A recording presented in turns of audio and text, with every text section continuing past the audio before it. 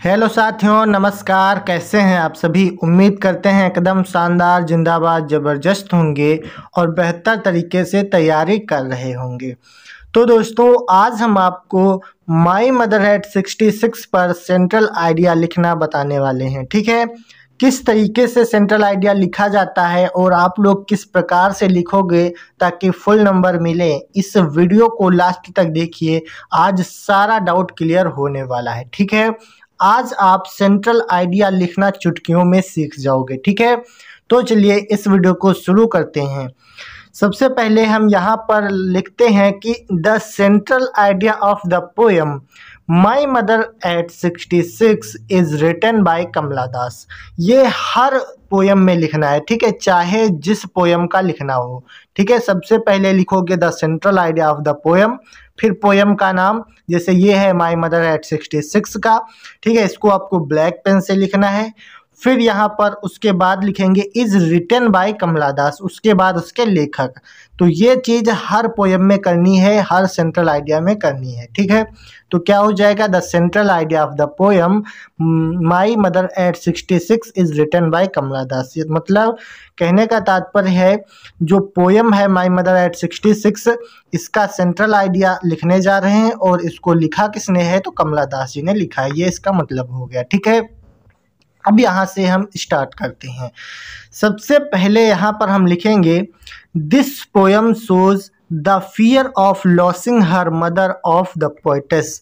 मतलब this poem, यह कविता shows दिखाती है द फियर ऑफ लॉसिंग, खोने के डर को, ऑफ हर मदर, उनकी माता को, ऑफ द पोएटेस यानी कवित्री की माता को खोने का डर दिखाती है।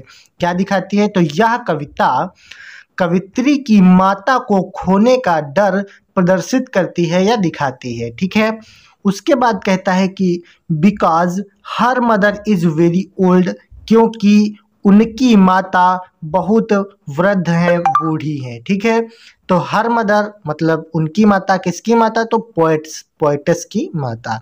ठीक है, इज वेरी ओल्ड मतलब बहुत वृद्ध हो चुकी हैं, बूढ़ी हो चुकी हैं। क्लियर है यहाँ तक? किसी को कोई दिक्कत नहीं होनी चाहिए।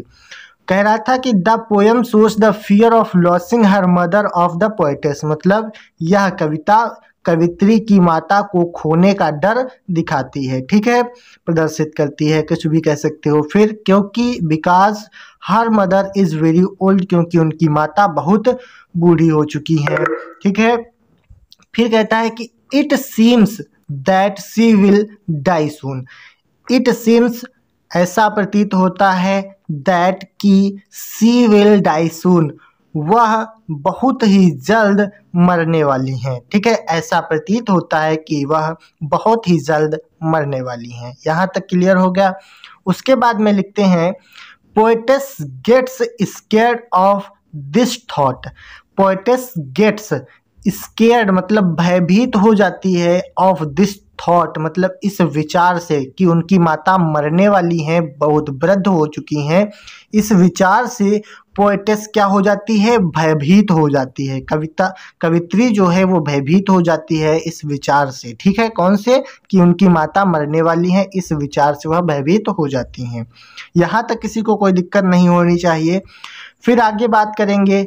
फिर इसमें लिखते हैं कि to come out from this negative thought, मतलब इस निगेटिव विचार से बाहर आने के लिए she looks outside of car. She looks मतलब पोएटेस कवित्री ने, लुक्स मतलब देखा, आउटसाइड ऑफ कार मतलब कार के बाहर देखा।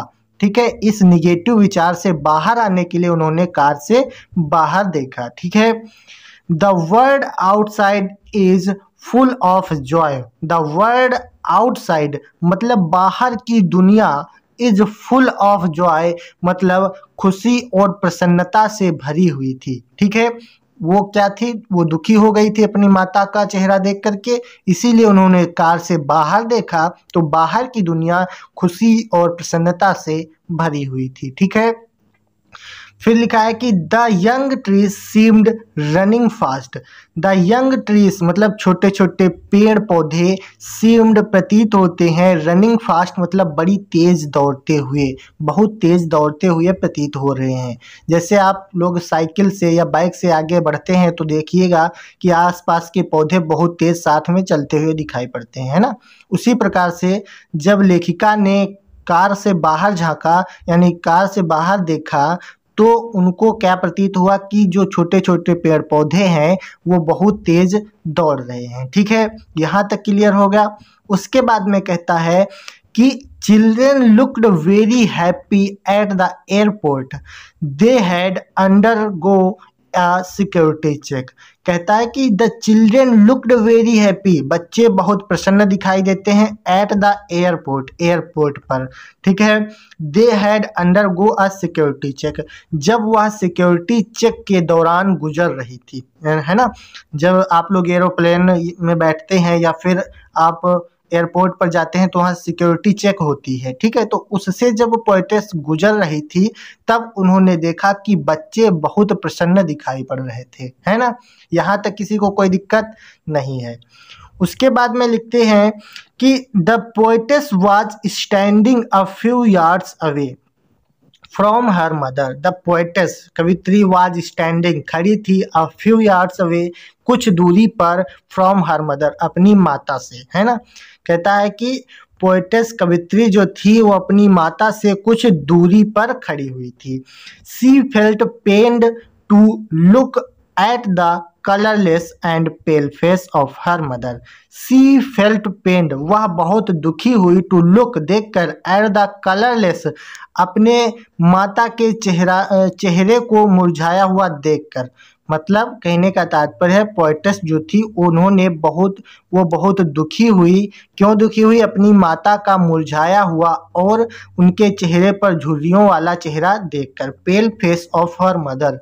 ठीक है, अपनी माता के झुर्रियों वाले और मुरझाए चेहरे को देखकर पोएटेस कवित्री बहुत दुखी हुई। ठीक है, फिर कहती हैं कि सी बिकम्स वेरी सैड, वह बहुत दुखी हुई, बट लेकिन सी हाइड्स हर फीलिंग, उन्होंने अपनी फीलिंग को छुपाते हुए, एंड सेड कहा, टू हर मदर अपनी माता से, सी यू सून अम्मा, सी यू सून अम्मा, ऐसा कहा। मतलब यहाँ पर कहने का तात्पर्य है सी बिकम्स वेरी सैड, जब वह बहुत दुखी हुई लेकिन उन्होंने अपनी इस फीलिंग को, इस विचार को यानी कि इसको फीलिंग को छुपाते हुए she said to her mother अपनी माता से कहा, सी यू सून अम्मा। ठीक है, ऐसा कहते हुए पोएटेस वापस हो जाती हैं। तो उम्मीद करते हैं ये आपको सेंट्रल आइडिया बहुत बेहद पसंद आया होगा। मैंने आपको एक एक बारीकी से समझाने की कोशिश की है। अगर आप लोग इस तरीके से लिखोगे तो आपको पूरे नंबर मिल जाएंगे। ठीक है, तो चलिए, वीडियो पसंद आई है तो लाइक कर दीजिए, चैनल पर पहली बार आए हो तो सब्सक्राइब करके नोटिफिकेशन को ऑन कर लीजिएगा। जो भी दिक्कत है नीचे कमेंट करिए। हम मिलते हैं अगली वीडियो में, तब तक के लिए जय हिंद, वंदे मातरम।